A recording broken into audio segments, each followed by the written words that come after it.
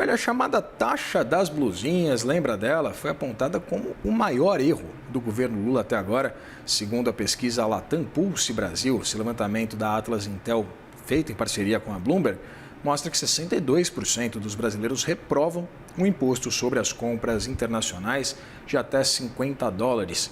Para a gente analisar o impacto dessa percepção no setor do comércio, a gente conversa agora com Jorge Gonçalves Filho, do Instituto para o Desenvolvimento do Varejo, IDV. Seja muito bem-vindo, é um prazer ter você aqui. Obrigado, Vitor. Boa tarde a todos. É um prazer estar na CNN. Eu queria começar perguntando exatamente sobre os impactos para o varejo nacional. O governo tinha uma expectativa muito otimista, eu diria, para a arrecadação. O que a gente viu, na verdade, foi uma certa frustração do ponto de vista de receita. Mas pensando nos impactos para o varejo, com essa possibilidade de algum tipo de bonificação para a indústria nacional, a gente acompanhou isso de fato? Houve essa restrição de ingresso, por exemplo, desses produtos mais baratos oriundos da China ou de países cuja produção é mais barata? Olha, Vitor, nós temos que ver o que ocorreu nesse período após agosto de 2024, quando entrou o imposto de importação cross-border, né? Nós tivemos o imposto em 20%, que somado ao ICMS de 17%, composto ele chega em 45%. Então, para a gente entender, o produto brasileiro, o mesmo produto brasileiro, nós pagamos 92% de imposto. Então, quando nós falamos que há um favorecimento da indústria nacional, isso não corresponde à realidade. O produto importado ainda continua pagando metade do imposto que nós pagamos para trazer o mesmo produto ao país. E o que aconteceu? Durante o primeiro período, que ficamos com taxa zero de 2023 a 2024, nós vimos que houve uma destruição de empresas e empregos. As empresas, principalmente o pequeno e médio, que é 90% do varejo nacional, né, eles tiveram um fechamento enorme, um desemprego enorme, e depois que foi instituído o imposto de importação, nós conseguimos, tanto na indústria, que foi muito prejudicada, como no varejo, a retomar os empregos. Então, e nós vimos que o volume de importação em reais não caiu, ele ficou praticamente no mesmo volume.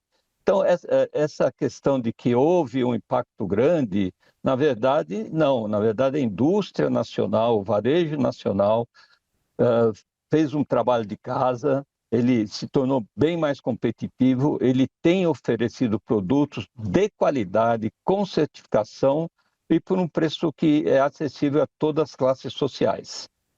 A gente acompanhou no ano passado, né, ao longo de todo 2025, pelo menos a gente tem esse dado consolidado, um crescimento das vendas do varejo de apenas 1,6%. Eu queria entender exatamente se há algum tipo de correlação com essas medidas, tentando entender exatamente evidentemente, essa presença de produtos mais baratos, como você traz, que são bastante, ainda, mesmo taxados, eles continuam bastante competitivos, mas eu queria entender exatamente esse momento do varejo brasileiro que não mostra ali um vigor. Nós temos o varejo, de uma forma geral, né, ele tem vindo durante 2025 com desempenho no máximo igual ao crescimento da inflação. Então, nós realmente tivemos um ano difícil no varejo, de uma forma geral. É importante falar que a dita taxa das blusinhas, né, na verdade, é o imposto de importação cross-border, plataformas internacionais, em geral asiáticas, ele não pega só a blusinha, ele pega o óculos Ray-Ban que vem, pode entrar, está lá um falsificado, custando 1/10 do preço, ele pega o brinquedo, ele pega o produto de beleza. Então, afeta todo o varejo e afeta a indústria também, né? Vamos lembrar bem que a indústria foi uma das que mais reclamou, junto com o varejo, da questão de não ter um imposto, não tratarmos de forma isonométrica, quer dizer, todos têm que ter a mesma medida, o mesmo imposto. Inclusive, na pesquisa que nós temos comentado do Instituto Locomotiva ABVTEX, 82% dos brasileiros dizem que se tem que entrar produto importado, teria que ter o produto nacional o mesmo tratamento. O que quer dizer isso? Ou o produto importado sobe para 92% de imposto, ou o imposto que nós pagamos no Brasil tem que cair para a metade. É importante saber que o povo, quando sabe que isso afeta a existência das empresas, o emprego, eles têm uma visão correta, mais do que uma pergunta simples. Quer pagar ou não quer pagar imposto? É óbvio, todo mundo quer pagar menos imposto. Agora, quando a pergunta é feita de forma correta, quer dizer, isso prejudica a empresa nacional, isso vai gerar desemprego, e mais, esses produtos não têm certificação, né? Eles entram sem o Inmetro, sem a Anvisa, sem nada, o povo mostra que isso não é aceitável. Jorge, a gente sabe também da dependência, né, da indústria nacional como um todo, inclusive a indústria voltada ao segmento varejista, de insumos internacionais, de insumos importados. E aí eu queria uma análise sua acerca exatamente dessas condições. O Brasil ainda é um país muito fechado, a gente ainda impõe muita barreira, seja tarifária, seja não tarifária, para os insumos que inclusive chegam ao nosso país. Existe algum tipo de interesse por parte do poder público em mitigar essa incidência de tributos tão ostensiva e nociva também, claro, para a indústria e para o varejo como um todo? Olha, a questão de política econômica, né, as políticas de importação e exportação, eu acho que foi muito bem trabalhada recentemente pelo Ministério da Indústria e Comércio, quando nós tivemos aí a guerra das tarifas, né, imposta pelos Estados Unidos pelo Trump. Ali mostrou que, dependendo do setor, há um desequilíbrio tarifário, né? Então, foram feitos vários ajustes, foi um trabalho caráter urgente, né? E que afetou não só a indústria, o varejo, como quem produz a matéria-prima, o campo. Então, assim, questão de política internacional, o que tem sempre que buscar é isonomia no tratamento, né? Então, se você importa um produto para incorporar num produto nacional, faz o conhecido drawback, depois isso vira um produto para ser exportado, ele vai ter um tratamento. Se é um produto que é um dumping, é o que a gente vê no caso das plataformas, quer dizer, é um produto que, se nós pegarmos aquele produto, o custo do material daquele produto é abaixo do que o preço de venda final é abaixo do custo do produto no Brasil. Então não pode ser realista isso. Está tendo um subsídio. Então a política, eu imagino, que uma política justa é aquela que dá equilíbrio entre oferta e procura nacional e internacional. No nosso caso, das plataformas, há um claro desequilíbrio entre o que a gente pratica aqui dentro e o que é cobrado de imposto das plataformas internacionais. Jorge, eu queria entender que tipo de produto é esse, porque quando a gente fala em isonomia, eu queria entender se a indústria nacional e, evidentemente, o varejo nacional, eles têm condições de ofertar o mesmo produto que, por exemplo, essas plataformas ofereçam, né? O ponto é, eu queria entender se a indústria, que a gente sabe, né, vem passando também por um momento bastante complicado, com ganho de 0,6%, né, um avanço de 0,6% da sua produção ao longo do ano passado. Eu queria entender se a indústria nacional teria condições também, em condições normais de temperatura e pressão, de ofertar o mesmo produto que também é negociado, é vendido por essas plataformas internacionais. Sua pergunta é muito boa, Vitor, porque nós temos que olhar a cadeia, né? Quando nós falamos, por exemplo, do vestuário, você tem que ver lá desde o algodão, né, que depois é transformado em tecido, que depois vai para a industrialização, vai para a distribuição logística e chegando até a loja. A nossa cadeia é muito tributada, né? Então nós temos aí uma sequência de impostos sobre impostos que faz com que o produto realmente fique num custo muito elevado em relação ao poder aquisitivo.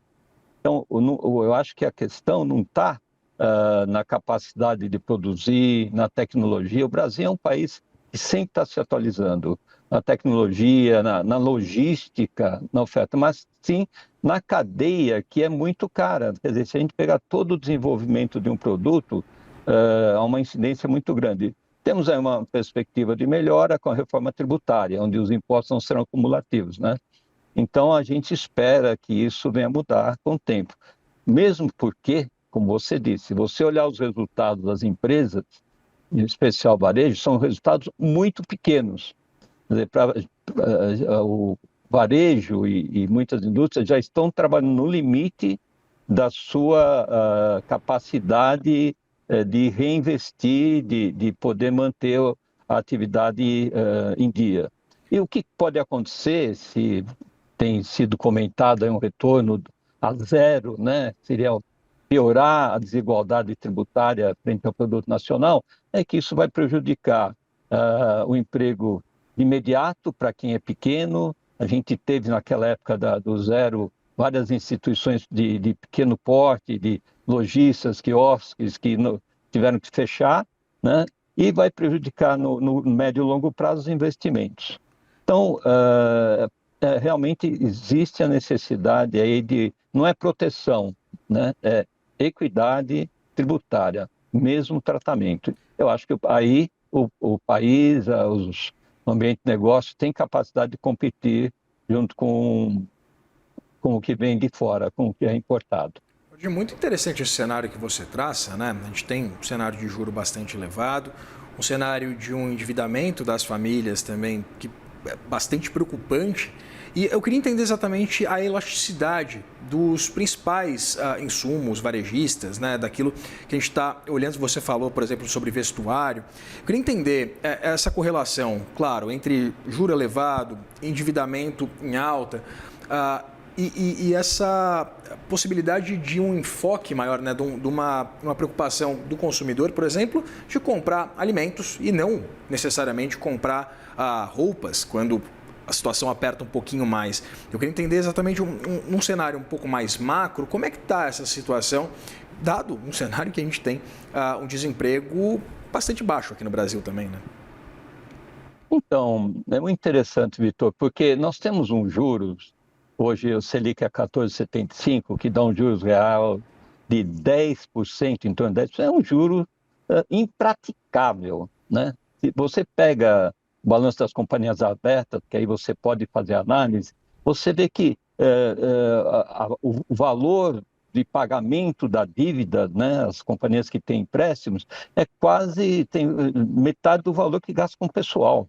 Quer dizer, nós estamos num momento de juros no país que já passou do momento de mirar de forma mais acelerada para um dígito, né? Então, os motivos são N motivos, né? Os economistas falam desde a dívida pública, equilíbrio com a inflação, o mercado, a questão geopolítica mundial, mas o fato é que está claro que daria para acelerar a redução de juros. Isso prejudica muito a indústria que tem capital intensivo, o varejo que tem estoques, né? Então, uma das formas do varejo sobreviver, ele tentar otimizar o estoque, com tecnologia, com reposição mais eficiente, mas isso tem limite, né? Nesse nível de juros fica muito difícil. E a outra ponta que você levantou é a questão do crédito, né? Você vê que no Brasil, muitos varejistas dão crédito. Quando a pessoa pensa assim, olha, comprei em 5 vezes sem juros, quem bancou aquele período sem juros foi o varejista. O banco só foi o intermediador. Então, isso custa muito. E aí soma o momento atual, né, onde 80%, arredondando os números, 80% das famílias no Brasil têm uma dívida e cerca de 35% estão inadimplentes. Então, chega no momento que você pode até ter oferta de crédito, mas o pessoal está sem capacidade de tomar o crédito, né? Então, isso é bastante preocupante. Por isso que a gente tem que pensar que os juros têm que cair, a geração de empregos, como você disse, está em 5,8% de desemprego, mas é que está tendo uma transformação na forma de dar emprego no país e de ganhar dinheiro, né? Você sabe que de 2023 a 2025 se criou 2,5 milhões de empregos, empregos que são computados ali naquela conta que o governo faz do CAGED. Só que desses, 1,6 milhão foram empregos não registrados, tipo informais ou alternativos, enquanto somente 900 mil foram formais. Então, está tendo uma transformação muito forte. O varejo tem que ter o tripé de crédito, quer dizer, oferta e capacidade do pessoal tomar crédito, emprego, isso está caminhando, mas a renda ainda tem que aumentar mais, né? Então, essa questão e a competitividade do mercado. Então, nós estamos num momento bastante, vamos dizer assim, desafiador, onde os varejistas, o ambiente de negócios requer aí muita criatividade. E não vamos dizer, reduzindo especificamente um imposto que não vai gerar emprego, que, aliás, para cada produto vendido importado aqui é um emprego que a gente gera lá fora, né, no exterior, e não gera aqui no país, e a gente vai melhorar essa situação. Conversei com o Jorge Gonçalves Filho, presidente do Instituto para o Desenvolvimento do Varejo, IDV. Jorge, muito obrigado pela disponibilidade de conversar com a gente. Vitor, muito obrigado a toda a sua audiência. Um abraço. Forte abraço, até mais.